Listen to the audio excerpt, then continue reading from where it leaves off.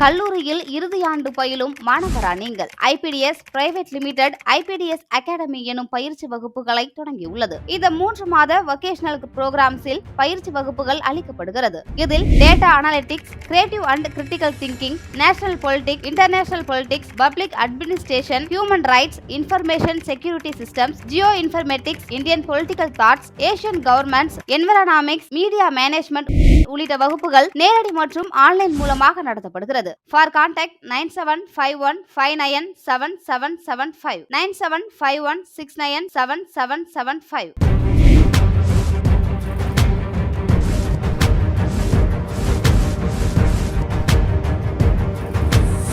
திமுக பாஜகவோட சமரச நிலைக்கு போகிறதுக்கு தயாராகிட்டு இருக்கோம். சமரச கவர்மெண்ட் நடத்த முடியாதுங்க. கவர்மெண்ட் வந்து கிட்டத்தட்ட பார்த்தீங்கன்னா 7 லட்சம் கோடிக்கு மேலே கடை மத்திய பகச்சிக்கிட்டு இவங்க வந்து அரசாங்கத்தை இயக்க முடியாது. அதனால் சாஃப்ட் கார்னாக நடக்கலாம் அப்படின்ற ஒரு முடிவை திமுக எடுத்ததாக நான் பார்க்க போகிறேன். ஸோ 2026 பிஜேபியோட நம்ம பண்ணிக்கிட்டால் கூட ஏன்னா ஆளுங்கட்சி அவங்க மத்தியில் இருக்காங்க, நம்ம கூட மேபி இருக்கலாம். அரசியல் டே நைட்டில் என்னென்ன நடக்கலாம். ஸோ இதுக்கான ஒரு ஃபார்முலாவை கூட சொல்லலாம். இல்லை, இந்த இடத்துல அவங்க நாணயம் வெளியிட்டதை வச்சு தான் இந்த பிரச்சனைகளே ஆரம்பமாச்சு.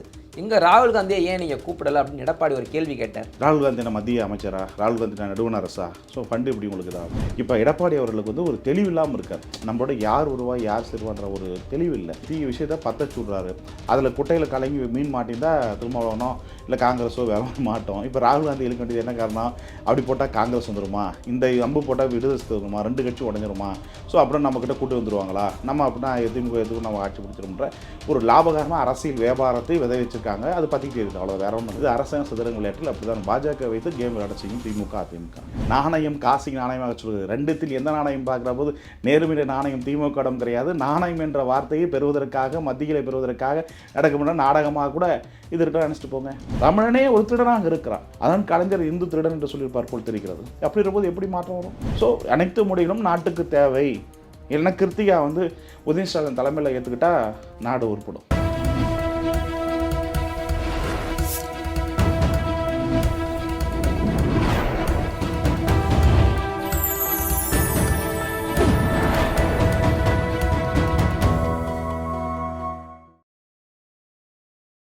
சேனல் 5 தமிழ் நேயர்களுக்கு வணக்கம். இன்றைய நேர்காணலில் நம்மோடு இணைந்திருப்பவர் ஐபிடிஎஸ் நிறுவனத்தின் தேர்தல் வியூக வகுப்பாளர் திரு திருநாவுக்கரசு அவர்கள் நம்மோடு இணைந்திருக்கிறார். வாருங்கள் அவரோடு பேசுவோம். சார் வணக்கம். சார் வணக்கம். என் தமிழ் தாய் அவர்களுக்கு. சார், நமக்கான உரிமைகளை ஒருபோதும் விட்டு கொடுக்க மாட்டோம், பாஜகவோட கூட்டணி கிடையாது, குறிப்பாக ரகசிய கூட்டணி என்றைக்கும் கிடையாது அப்படின்னு முதல்வர் ஸ்டாலின் எடப்பாடி பழனிசாமியுடைய கருத்துக்கு இவர் எதிர்கருத்து சொல்லியிருக்காரு. இந்த கருத்தை நீங்கள் எப்படி பார்க்க? அரசியல் ஆரம்பிச்சிட்டாங்க, சிண்டு முடிவுகளே பார்க்குறாங்க. இது என்ன கருத்து போயிட்டு இருக்கு. அதாவது என்னாச்சுன்னா, எடப்பாடி வந்து குட்டையில் மீன் பிடிக்க பார்க்குறாரு. அதாவது என்ன சொல்லுவாங்க, கலங்கிய குட்டையில் மீன் பிடிக்கின்ற மாதிரி எதையோ ஒரு அம்பு விட்டு பார்த்தா ஏதாவது ஒர்க் அவுட் ஆச்சுன்னா, கூட்டணி ஏதாவது உடஞ்சுன்னா குளம் கலங்காமல் இருக்கும். ஆமாம், குளம் கலங்கிட்டா நமக்கு எதை விருது சத்தைகளோ மற்றவளோ எதிர்பார்க்குறாங்களே அது ஏதாவது உள்ளே வந்துருமன்றதுக்காக ஒரு தீயை பற்றச்சூடுற வேலை தான், வேற ஒன்றும் இல்லை. இது வந்து ஒரு அரசு, மாநில அரசும் மத்திய அரசும் இருக்கிற போது ஒரு நாணயத்தை வெளியிட பண்ணுறதுக்காக ஒப்புதல் பெறப்பட்டு வெளியிடுறாங்க. இதில் சில விஷயங்கள் இருக்குது, அதுக்காக இல்லாமல் நான் சொல்ல முடியாது. அரசியல் இருக்குது. இல்லைன்னா ஏன்னா மாநில அரசு வந்து பார்த்தீங்கன்னா தொடர்ந்து 4 ஆண்டுகள் தொடர்ந்து நடந்துகிட்ருக்கு. இது வரைக்கும் மத்திய அரசு ஏற்றுக்கொண்டு ஒன்றிய அரசு ஏற்றுக்கொண்டே போயிட்டு இருந்தாங்க. இது வந்து நல்லதல்ல. ஸோ கலைஞரவர்கள் இருந்தபோது கூட மத்தியில் வந்து கூட்டாட்சியில் இருப்போம், மத்தியில் கூட்டணியோடு இருப்பாங்க, அங்கம் வச்சுப்பாங்க, இல்லை பொலிட்டிக்கல் லாபி வந்து டெல்லி லாபி பண்ணுவாங்க. சமீப காலமாக டெல்லி லாபி தவறி விட்டாங்க. மத்திய அரசு தயவு இல்லாமல் ஒரு அரசுக்கு வந்து பார்த்திங்கன்னா ஃபண்டு வந்து வராது.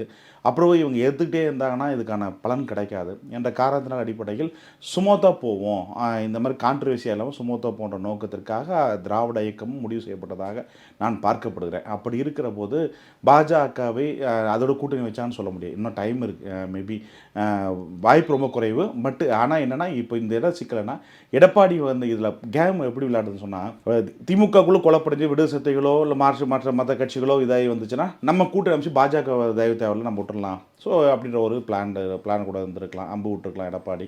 ஸோ இதுக்கு எல்லாமே ரிசல்ட் முடிவுன்னா காலங்கள் தான் பதில் சொல்லணும், முடிய இப்போதைக்கு பதில் கிடைக்காது. ஸோ இதெல்லாம் வந்து ஒரு அரசியல் ட்ராமா, பொலிட்டிக்கல் ட்ராமா. அதாவது இதெல்லாம் 2026 நோக்கி மையம் கொண்ட ஒரு அரசியல் விவாதங்களாக, கருத்திகளாக பார்க்கப்பட வேண்டும் ஒழிய மற்றபடி இது வந்து ஒரு இம்பேக்டை உருவாக்குது, கூட்டணியே அமைச்சிரும் அப்படின்லாம் சொல்ல முடியாது.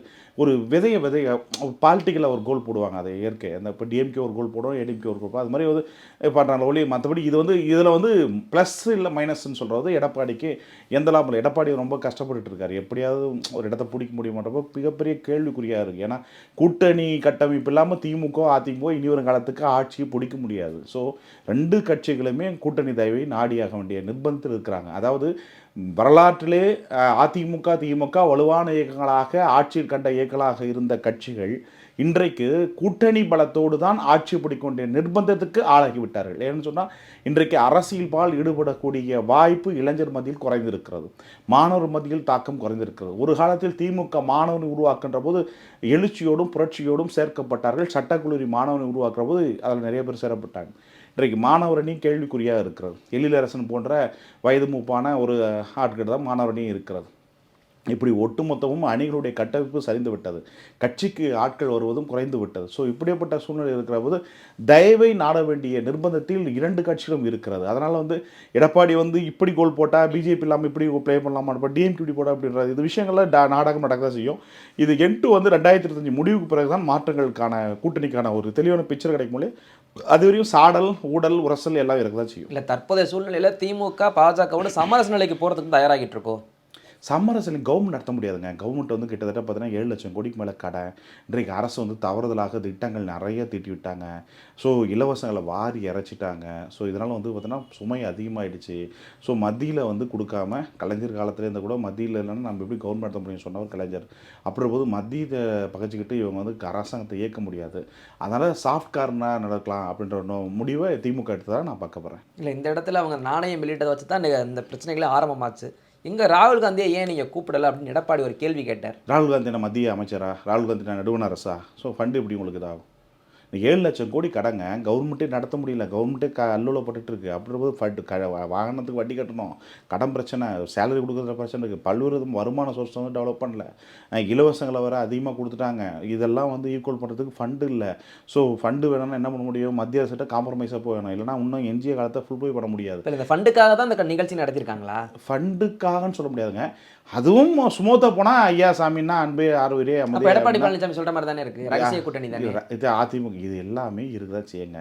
அதிமுக எடப்பாடி முதலமைச்சர் இருந்தாலும் அவரும் அந்த வேலை தான் செய்வார், டிஎம்கே இருந்தாலும் இது செய்வாங்க. பட் இது ஒன்றும் பெரிய ஒரு இது இல்லை. மத்தியில் பகைச்சிக்கிட்டு மாநிலத்தை அரசு நடத்துவது கடினம். ஏன்னா கலைஞர் 2 முறை ஆட்சி இழந்தவர், அது கலைஞர் அவர்களுக்கு நன்கு தெரியும். மத்திய மிகப்பெரிய powerful sector of the politics.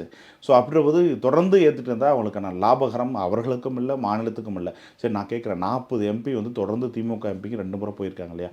இதெல்லாம் பலன் பெற்றிருக்கோமா? இதே கலைஞர் இருந்த காலத்தில் கூட்டணி வச்ச போது எத்தனை எம்பி போகிற போது கேபினட் அமைச்சரை பெற்று இன்னைக்கு நாட்டில் இன்றைக்கி டிஆர் பால் எவ்வளோ கொள்ளடிச்சாருக்குலாம் விடுங்க, தார் சாலை போட்டாரா இல்லையா? அது மாதிரி நிறைய விஷயம் ஸ்கீம் வந்துச்சு இல்லை. இப்போ ஸ்கீம் ஏதாவது வருதா? மத்திய அமைச்சர் தமிழ்நாட்டுக்கு வந்தாங்க எத்தனை அமைச்சர் போகிறாங்க சொல்லுங்கள்.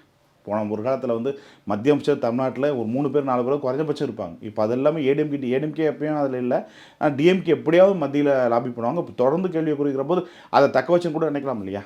ஸோ மேபி ட்ரை கூட பண்ணலாம் இல்லையா? ஸோ 2026 பிஜேபியோட நம்ம பண்ணிக்கிட்டால் கூட, ஏன்னா ஆளுங்கட்சி அவங்க மத்தியில் இருக்காங்க, நம்ம கூட மேபி இருக்கலாம். அரசியல் டே நைட்டில் என்னென்ன நடக்கலாம். ஸோ இதுக்கான ஒரு ஃபார்முலாவை கூட சொல்லலாம், வேற ஒன்றும் கிடையாது. முதல்வர் சத்தியமிட்டு சொல்கிறாரு, அதுக்கான வாய்ப்பே கிடையாது. அரசியல் இன்றைக்கி எப்படி தான் சொல்லுவாங்க, நாளைக்கு மாறிடுவாங்க.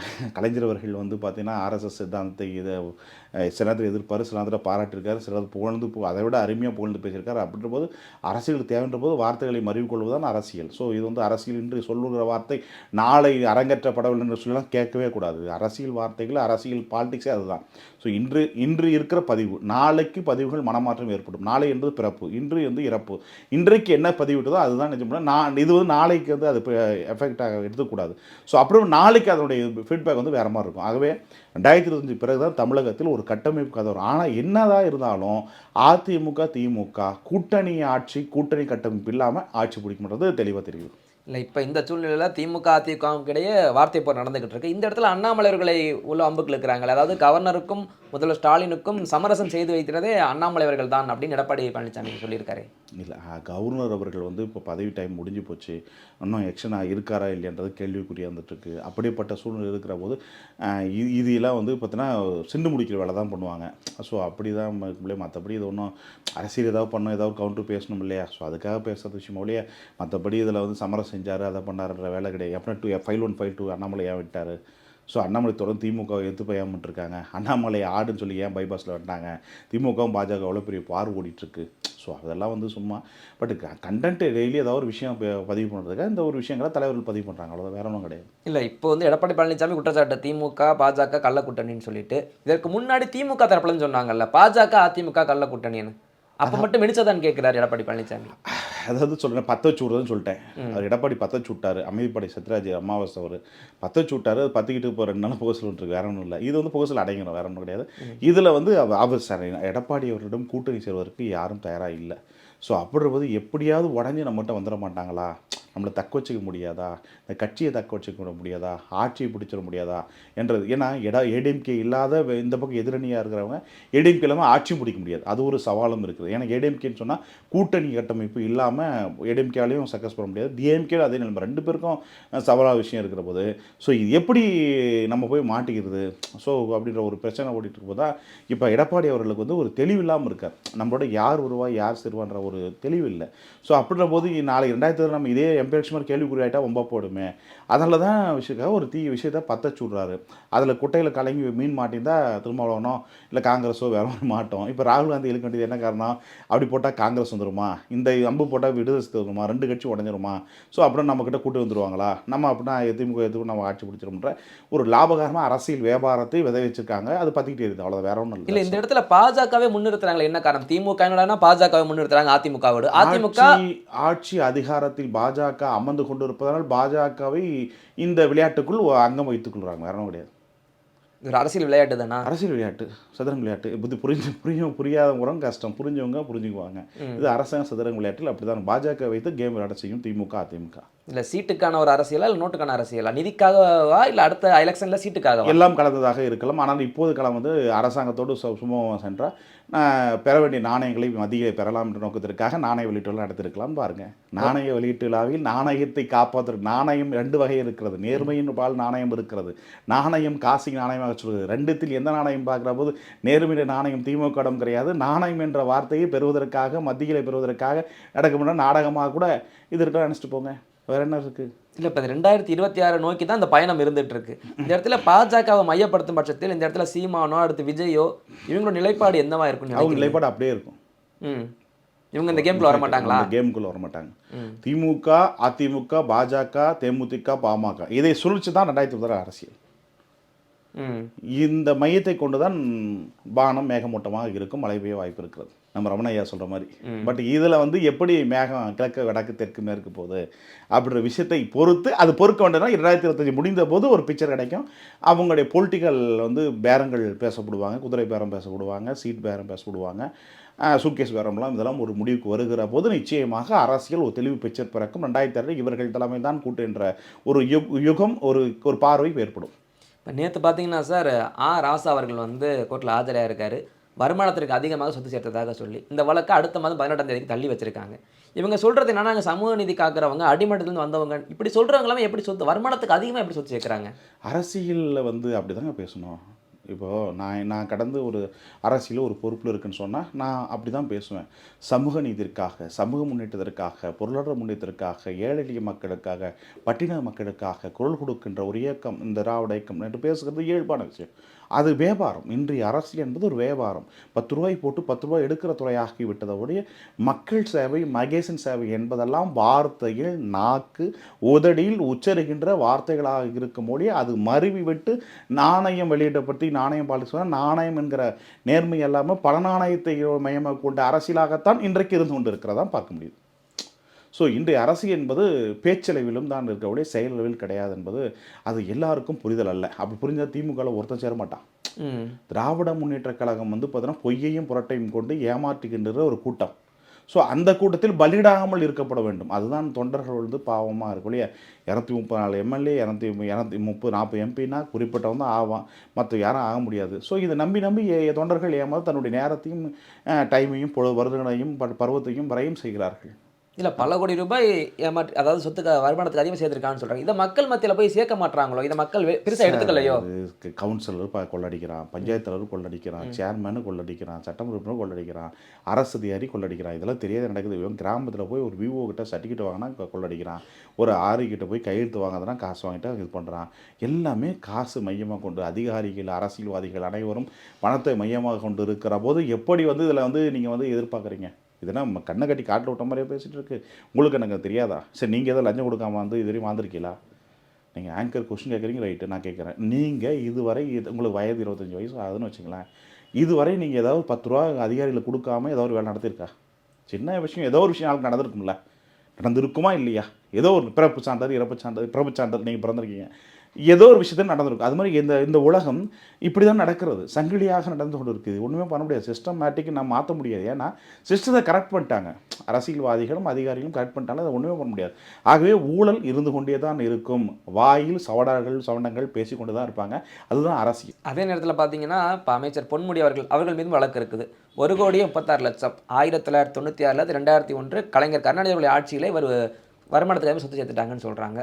2001 பதியப்பட்ட அந்த வழக்கு இன்றைய வரைக்கும் விசாரணைக்கு தான் போய்கிட்டு இருக்கு. இந்த இடத்துல மக்களுக்கு நம்பகத்தன்மை போயிடும்ல. எதுக்கு நம்ம நீ எதுக்கு 1000 ரூபா 2000 கேஸ் நடத்திட்டே இருக்காங்களே, எதுக்கு அதெல்லாம் விடுங்க, அதெல்லாம் கேஸ் நடத்தலாம் மாட்டேன். நீங்கள் எதுக்கு ஓட்டுக்கு 500 ரூபா 5000 ரூபா 3000 ரூபா வாங்குறீங்க? எது கை விட்டு வாங்குறீங்க சொல்லுங்கள்? நீங்கள் யோகியமா? மக்கள் யோகியமா? மக்கள் எஜமான் ஒழுங்கு உண்மையாக இருந்தாலும் அந்த ஆடுகளும் உண்மையாக இருப்பான். நீ தேர்வு பண்ணி தேர்வு போடுறப்போ தான் செய்வான். ஸோ இதில் என்ன தப்பு இருக்குது? ஸோ திருடனை உருவாக்குறதே மக்கள் தானே. மக்களும் திருடன்றீங்களா? மக்கள் திருடன் கொச்சப்படுத்தக்கூடாது, மக்கள் மனமாற்றம் ஏற்பட வேண்டும். இவன் நல்லவனா கெட்டவனா நமக்கானவனா என்று பார்க்கிற போது மனமாற்றத்தை உருவாக்குகின்ற விஷயத்தை மக்கள் தான் தீர்மானிக்க முடியாது. தொடர்ந்து திருடனு நம்ம சரி அப்போ வாய்ப்பு கொடுக்குறாங்க. ஏன் வந்து செம்மண் மேட்டரில் வந்து பொன்முடி மாட்டலையா? அப்புறம் வந்து இன்றைக்கி வந்து போனால் பொறியியல் கல்லூரியில் வந்து போலியான பேராசிரியரில் வந்து வருமானம் அதில் இது பண்ணலையா? எல்லாம் தெரியும். நான் வந்து உயர்கல்வித்துறை அமைச்சர் அவருடைய உதவியாளர் ஞானசேகரன் இருக்கிற போது அணுகிற போது ஒரு கல்லூரிக்கு பெயரை மாற்றணும்னு சொல்லுகிற போது நான் கேட்குறேன் 15 லட்ச ரூபா கொடுங்கன்னு என்கிட்ட கேட்டாங்க. அப்புறம் போய் இது வாங்குற சில இதுக்கு என்ன இருக்குது? நான் அப்புறம் கேட்குறேன், ஏங்க கொஞ்சம் குறைச்சி சொன்னால், சார் நாங்கள் எலெக்ஷன் செலவு பண்ணிட்டு கட்சியில் செலவு பண்ணிட்டு வரலையா அப்படின்னா கொடுங்கன்னு சொல்லி கேட்குறேன். ஸோ இப்படி லிஸ்ட்டே வச்சுருக்காங்க. இங்கே நான் போய் அங்கே டிஸ்ட்ரிக்ட்லேருந்து கொண்டு அங்கேயும் காசை கொடுத்து, இங்கே டைரக்டர் ஆஃபீஸில் காசை கொடுத்து, டைரக்டர் ஆஃபீஸில் டைரக்டர் வாங்குறதில்ல, மூலையில் ஒருத்தர் இருக்கான், அப்போ ஒரு எடுபடி மாதிரி அவங்ககிட்ட போய் பணத்தை கொடுத்து அவன் சொன்ன பிறகு தான் அங்கே டைரக்டரை கையெழுத்து போடுறாங்க. அங்கே முடிச்சு போட்டு இங்கே ஃபைல்ஸ் கோட்டைக்கு வந்தோடனே அங்கே வந்து கோப்பு பேப்பர்ஸ் இங்கே வந்தோடனே அங்கே பார்த்துட்டு பணம் கொடுத்தா தான் கையெழுத்து போகிறாங்க, இல்லைனா போகிறதில்ல. இவ்வளோ ப்ராசஸ் இருக்குது, இவ்வளோ வசூல் எனக்கு கண்ணு தெரியும், நான் நடைமுறையில் நான் அனுபவிச்சது. அப்புறம் போய் இதில் வந்து என்ன மாற்றம் இருக்குன்னு நினைக்கிறீங்க? வசூசை அரசு இந்த இடத்தில் அமர்ந்து வருவதற்காக செலவு செஞ்சு பொறுப்பை உக்காந்துட்டு சம்பாதிக்கிற ஒரு துறை. இதில் காலகாலத்துக்கு பலியாடும் மக்கள் தொண்டன். அவ்வளோதான். தட்ஸ் அரசியல். தமிழ்நாட்டுடைய சாபக்கேடு. இதில் என்ன மாற்றம்னு நினைக்கிறீங்க? அவனும் திருடினான், இவனும் திருடினான், நாளை வருவனும் திருடான். இதுதான் அரசியல். தமிழக அரசியல். Democracy of India. டெமோக்ரஸி நாட்டிலே, ஜனநாயக நாட்டிலே பணநாயகம் இருந்தால்தான் பணநாயகம் கொண்டு தான் வீழ்த்த முடியும் நோக்கத்தில் இருக்கிற தேர்தல் சிஸ்டம் இருக்கிற போது எப்படி இங்கே நேர்மையான வர முடியும்? ஸோ நான் கூட மக்கள் சேவை செய்ய நினைக்கிறேன். எனக்கு நேர்மையான வாய்ப்பு கொடுப்பாங்களா மக்கள்? கிடையாது. நான் போய் உண்மையாக செய்கிறேன், உனக்கு பாராட்டுறேன், உனக்கு எல்லாம் செய்கிறேன்னா சொசைட்டி உனக்கு ஓட்டு கூடாது. அது கன்வெர்ட் ஆஃப் தி பீப்புள்ஸ். ஓட்டை வந்து பல வகையாக பிரிக்கப்பட்டிருக்கான். மதத்தின் அடிப்படையில், சாதி அடிப்படையில், இனத்தின் அடிப்படையில், இனத்தின் உட்பிரிவுகள் அடிப்படைகள் பிரியப்பட்ட போது எப்படி இது ஒன்று சேர்ந்து வெற்றி பெற நினைக்கிறீங்க? சாதி ரொம்ப கம்மி. தமிழன் பிளவுபடுத்தப்பட்டிருக்கிறான், பிரிவுபடுத்தப்பட்டிருக்கிறான். எண்ணங்களில், செயல்களில், ஆக்கங்களில், ஊக்கங்களில், பார்வையில் அத்தனையும் வேறுபட்டு இருக்கிற போது எப்படி மாறும்? காலையில் நான் வாக்கிங் போகிறேன், ஒரு கிரவுண்டில் வாக்கிங் போய்ட்டு விட்றப்போ ஒரு 2 பெண்மணிங்க நாட்டை பற்றி பேசுகிறான்னு கேட்டால் ஒரு பெண்மணி சொல்லுது, ஏம்மா நீங்கள் என்னென்ன சீரியல் பார்ப்பீங்கன்னு. நாட்டை பற்றியும் வீட்டை பற்றியும் சீரியலை பற்றி சிந்திக்கிற பெண்மணி இருக்கிற போது எதிர்காலத்தை பற்றி நாடு தலைவர்கள் எப்படி வருவாங்க? அந்த நாடு கேள்விக்குறியாக இருக்கும் இல்லையா? 3 பெண்மணி நடந்து போகிறாங்க. எனக்கு நடந்து போகிறப்ப காதில் கேட்கிறேன். அந்த பெண்மொழி சொல்லுகிறது, என்ன சீரியல் நான் பார்க்குறேன், நான் இந்த சீரியல் தான் பார்ப்பேன், இந்த சீரியல் தான் பார்ப்பேன், இந்த சீரியலாக ஓடி போயிட்டா, இன்னாரோட ஓடி போயிட்டா. இதுதான் வீடுக்கு நாட்டுக்கு முக்கியமாக? இந்த மாதிரி சிஸ்டத்தில் பெண்கள் இருக்கிறார்கள், குடும்ப குத்துவிளக்குகள். ஒவ்வொரு இளைஞனும் ஒரு மாதிரியாக இருக்கிறான், வேலைவாய்ப்பு கிடைக்கல, வெவ்வேறு கேட்டகரியில் ப்ராப்ளமாக இருக்கிற போது இவர்கள் நாட்டினுடைய தலைவர்களை எப்படி தீர்மானிப்பது? இன்றைக்கி அரசியல் ஆர்வம் கிட்டத்தட்ட 20 ஆண்டுகளுக்கு முன்பு இருந்தது போல் அரசியல் ஆர்வம் இன்றைக்கு இளைஞர் மத்தியில், மக்கள் மத்தியில் பார்வை குறைந்திருக்கிறது. இது மாற்றங்கள் எப்படி ஒரு நினைக்கிறீங்க? இதன் மீது குற்றம் பராசக்தி கலைஞர்கள் யார் மீது குற்றத்தை சொல்வது? சார், இந்த அரசியல் ஒரு பக்கம் இப்படி இருக்க, இப்போ ரீசெண்டாக பார்த்தீங்கன்னா பெண் மருத்துவர் மேற்கு வங்காளத்தில் கொலை செய்யப்பட்டாங்க. அதற்கு எதிராக இந்த இண்டி கூட்டணி சேர்ந்த எந்த தலைவர்களுமே இது வரைக்கும் வாய் திறக்கல. குறிப்பாக எம்பி கனிமொழி அவர்கள் எல்லாத்துக்கும் பெண்களுக்கு முன்னாடி வந்து குரல் கொடுப்பாங்க. அவங்களுடைய குரலுமே இன்னைக்கு ஒலிக்கலையே, என்ன காரணம்? மம்தாவின் ஆதரவு தேவையோ? பிஜேபி ஏதாவது ஆட்சி இருந்தால் கண்டிப்பாக ஒழிச்சிருக்கோம். ஓ, அந்த மாதிரிலாம் பிஜேபி மாதிரிலாம் இருந்திருக்கணுமா? அரசியல் முழுக்க அரசியல். அதாவது உன்னை டேமேஜ் பண்ணோம், என்னை டேமேஜ் பண்ணோம். இப்போ ஒன்றும் இல்லை, உதாரணத்துக்கு எடுத்து வச்சு இங்கே இருங்க. திமுக அந்த 2026 தேர்தலில் ஒவ்வொரு டேமேஜ் எந்த அளவுக்கெல்லாம் ஒரு மனுஷன் டேமேஜ் பண்ணணும்னு பண்ண போப்பார். வெயிட் பண்ணி பாருங்கள். ஒரு சாதாரண வீடியோ, ஆடியோ, பல்வேறு விதமான மட்டக்கரமான செயல்களில் திமுக கையெடுக்க போகுது. வருகிற 2020 தேர்தலில் யார் ஒருவரை எப்படிலாம் டேமேஜ் பண்ணணும், எப்படிலாம் வந்து அசியப்படுத்தணும் நோக்கத்திற்கு தந்தை பெரியார், அண்ணா கற்றுக் கொடுத்த பாசறையை இன்றைக்கு திமுக தப்பான வழியில் கைட் பண்ணிட்டுருக்கு. ஒரு இண்டிவிஜுவலாக ஒருத்தனை காலி பண்ணணும். அவன் எங்கே போகிறான், எங்கே வரான், என்ன பண்ணுறான், எது பண்ணுறான், என்ன தொடர்பு இருக்கான், என்ன செய்கிறான், யாரோட போகிறான், என்ன வரான், எடுத்து போட்டு இது பண்ணுற ஒரு மானம் கெட்ட அரசியல் திராவிட இயக்கம் தந்தை பெரியார் அண்ணா உருவாக்கிய சித்தாந்தம் இதை சொல்லித்தரப்போது 2020 தேர்தல். சார், இப்போ இந்த 2026 தேர்தலில் திமுகவின் 27%, அதிமுகவின் 18%, இதே கூட்டணி இதே நிலைப்பாட்டில் இருந்தாங்கன்னா இது உயருமா அல்லது இது குறையதற்கு வாய்ப்பு இருக்கா திமுகவுக்கும் அதிமுகவுக்கும்? 2 பேருக்குமே சிக்கல் தான். 2 பேருக்குமே. அதிமுக என்னை பொறுத்தவரை பாஜக தயவு இல்லாமல் பிடிக்க முடியாது. தேமுதிக, பாமக இந்த கேமை வந்து பாஜக கையில் வச்சிச்சுன்னா கட்டாயம் பாஜக நாடி தான் எடப்பாடி உட்காரணும். எடப்பாடியை பொறுத்தவரை திமுக வீழ்த்தணும்னா மிகப்பெரிய கூட்டமைப்பை உருவாக்கணும்னா நிச்சயமாக வாய்ப்பு இல்லை. திமுகவும் அதே மாதிரி கட்டமைப்பு கொடுப்ப அதையும் குளறுபடி ஏற்படும். ஏன்னா திருமாவளவன் போன்ற ஆட்களுக்கெல்லாம் பதவி தூண்டப்பட்டிருக்காங்க. டெப்டி சிஎம்ன்ற விஷயம் பரவிட்டு உண்மையை பொய்ய தெரியல, காத்திற்கு வேஷமாக பரவி கொண்டிருக்கிறது. இந்த மாதிரி வருகிற போது கூட்டணிக்குள் குழப்பங்கள் ஆகிற போது கூட்டணி ஆட்சி தான் தமிழகத்தில் இதுக்கு மேல் சாத்தியக்கூறாக இருக்கிறது என்றுதான் பார்க்கப்படுது. இவர்கள் 2 பேரும் யாரை கையில் எடுக்கிறார்களோ அதை பொறுத்து தான் வந்து 2020 அமையும். திருமாவிற்கு துணை முதல்வர்னு சொல்கிறீங்களே, அப்படி நான் சொல்லல, பப்ளிக்கில் பரவிட்டு இருக்கு. இல்லை, அந்த செய்தி அதெல்லாம் உண்மையாக வாய்ப்பு இருக்குன்னு நினைக்கிறீங்க? கூட இருக்க வாய்ப்பு இல்லை. அந்த செய்தி அப்படி எதாவது அடிப்படையில் பரவுதுன்னு நினைக்கிறேன். துட்டு அதிகமாகுது, திருமாவளவன் துட்டு அதிகமாகுது, பரவிட்டு இருக்கு. ஓ, டிமாண்ட் பண்ணலாம், பேரம் அதிகமாக பண்ணலாம். காசு, பணம், துட்டு, மணி வெளியே வந்த உடனே சனாதனம் எந்த காலத்தில் 2007 ஆண்டுக்கு பின்னாடி போகிறார் அவர். யாருக்கும் தெரியாது நம்ம மக்களுக்கு சனாதனம், சான்ஸ்கிரிட். சான்ஸ்கிரிட்டோட ஒரு அருமையான மொழி எதுவும் மொழி கிடையாது. ஹிந்தி படிங்க, ரகு தாத்தா அப்படின்னு படிக்கிறான். ஹிந்தி ஆந்திராவுக்கு போனால், கர்நாடகாவுக்கு போனால், கேரளாவுக்கு போனால், கேரளா கூட விட்டுருங்க, நம்ம தமிழ்நாட்டை தாண்டி வேறு மாநிலம் போனால் பூமையாக இருக்க வேண்டியதாக பே பே பே பே பே அப்படின்னு பேச வேண்டிய சூழ்நிலை இருக்கிறது. அப்படின்ற போது இந்தி மொழி இன்றைக்கு கட்டாயம். இன்றைக்கி நான் கல்லூரி படிக்கிற போது ஏதோ 4 வார்த்தை கற்றுக்கிட்டேன், முழுமையாக கற்றுக்கலையே அப்படின்ற வருத்தமும் வழியும் எனக்கு இருக்கிறது. இது காரணம்னா திராவிடம். ஹிந்தி வேண்டாம் போடா, ரகு தாத்தா, கருத்திகை, இதெல்லாம் கேவலமாக இல்லை. எல்லா மொழிகளும் கற்றுக்கொள்ள வேண்டும், அறிவை வளர்த்து கொள்ள வேண்டும். அவன்தான் நாட்டுக்கும் தன்னுடைய குடும்பத்திற்கும் வளர்ச்சி பெறும். இங்கே கற்றுக்கூடாது, இந்தியில் போடா, நீ தமிழை வச்சுட்டு ஏமாறுடா அப்படின்னு சொல்லிட்டு எவ்வளோ நினைக்க முடியும்? நீ கேரளாவை எடுத்துக்கோ, மலையாள மக்கள் அனைத்து மொழியும் தெரிந்தாலும் தன் வீட்டுக்குள் பேசுகிற போது தன்னுடைய சீச்சி சாச்சியான்னு சொல்லி எல்லாம் தன்னுடைய மொழியில் பேசப்படுறாங்க. அந்த மொழியை, தன்னுடைய தாய்மொழியை மறவாமல் பேசிட்டு இருக்காங்க கேரளா மக்கள். ஆனால் நம் நாட்டு இருக்கிற மக்கள் குளறுபடியாக இருக்கிறார்கள். ஸோ இப்படி இருக்கிற போது இந்த இடத்தில் நீ மாற்று மொழியாகிற இந்தி, சான்ஸ்கிரிட் எல்லாமே கற்றுங்க. ஆனால் நம்ம வீட்டுக்குள் நம்ம உறவுக்காரிடம், நண்பர்களிடம் பேசுகிற போது யாமறிந்த மொழியே தமிழ்மொழி போல் உண்டோ, பெருமை புகழ் கொண்ட மொழி நம்மில் வழக்காடு மொழியை நம்மில் பேசுவது என தயக்கம் இருக்கிறது. தமிழனே ஒரு திருடனாக இருக்கிறான். அதான் கலைஞர் இந்து திருடன் என்று சொல்லியிருப்பார் போல் தெரிகிறது. அப்படின்ற போது எப்படி மாற்றம் வரும்? ஸோ அனைத்து மொழிகளும் நாட்டுக்கு தேவை. இல்லைன்னா கிருத்திகா வந்து உதயநிதி தலைமையில் ஏற்றுக்கிட்டா நாடு உருப்படும். அசிங்கமாக இருக்குது. இது தமிழ்நாடா என்று வெட்கக்கேடாக போய்கொண்டிருக்கிறது. அரசியல் மிக கேவலமாக போய்கொண்டிருக்கிறது. சார், இந்த இடத்துல பாஜகவின் 11% இருக்குது, கூட்டணி இல்லாமல். கூட்டணி 18% இருக்குது. நான் சொன்ன அதே நிலைப்பாடு தொடரும். திமுக, அதிமுக அதே நிலைப்பாடு இல்லை, ஏற்றம் இருக்கும். மாநில அரசியல், தேசிய அரசுக்கான பார்வை வேறும், மாநில அரசுக்கான பார்வை ஏற்றமாகுமா இறக்கமா? ஏற்றம் வருவதற்கான ஏற்றம் இறக்க என்பது பொறுத்து அண்ணாமலையுடைய செயல்படலை பொறுத்து இருக்கிறது. அண்ணாமலை அவர்கள் ஒரு லீடர் ஆகிவிட்டார். அவருக்கு நான் ஃபேஸ் வேல்யூ வந்து ஓட்டுன்றது இதுதான். இதுக்கு மேலே இன்க்ரீஸ் ஆகிறது கல அரசியல் செய்தால் மட்டும்தான் இன்க்ரீஸ் ஆக முடியாது, இல்லைனா வாய்ப்பே இல்லை. ஸோ அவர்களுக்கான இது வந்து கேடர்ஸ் வந்து குறைவாக இருக்கார். சார், இப்போ சமீபத்தில் பார்த்தீங்கன்னா நடிகை குஷ்பு அவர்கள் சொல்லியிருக்காங்க, அந்த மனித உரிமை அவங்களுடைய இந்த பதவி ராஜினாமா பண்ணிட்டு வந்திருக்காங்கல்ல, ராஜினாமா பண்ணிட்டு வந்ததுக்கு அப்புறமா திமுக என்னை கண்டு அஞ்சும் அப்படின்னு சொல்லியிருக்காங்க. ஏன் திமுக மென்ஷன் பண்ணுறாங்க? அவங்க கண்டு பயப்படும்னு சொல்கிறாங்களே. நீங்கள் கேமரா விஷயம் கேட்கலாம், நிறைய விஷயம் சொல்லிவிடுவேன். அதெல்லாம் அஞ்சுறாங்கன்னு நினச்சிக்கலாம், அதில் விட்டுடலாம். நிறையா வேண்டாம். நிறையா அந்த அம்மாவுக்கு மனசாட்சிக்குள் பாதிக்கப்பட்ட விஷயங்கள் குஷ்புக்கு நிறையா. அது வகுடுகள் பேசதான் செய்யும். அதுக்கான காரணம் திராவிட முன்னேற்ற கழகத்தின் கலைஞர்கள் வந்து பார்த்தீங்கன்னா, எம்எல்ஏ ஆக்கி அமைச்சராக்கத்திற்கு கலைஞர்கள் ஆசைப்பட்டார் குஷ்புவை. அதை தடுத்தவர் முதலமைச்சர் தடுத்தவர். ஸோ அப்படின்றபோது அது ஏன் எதற்கு என்று அவர்களுக்கு புரியும். அதனால் அந்த வழி ஏற்படுத்தியது குஷ்பு. அந்த குஷ்பு காரணம் என்னன்றது அவளுங்க அம்மையாருடைய மனசுக்குள் இருப்பது புரியும். ஆகவே அந்த வழியினுடைய உதடுகள் உச்சரிக்கின்றது. நன்றி.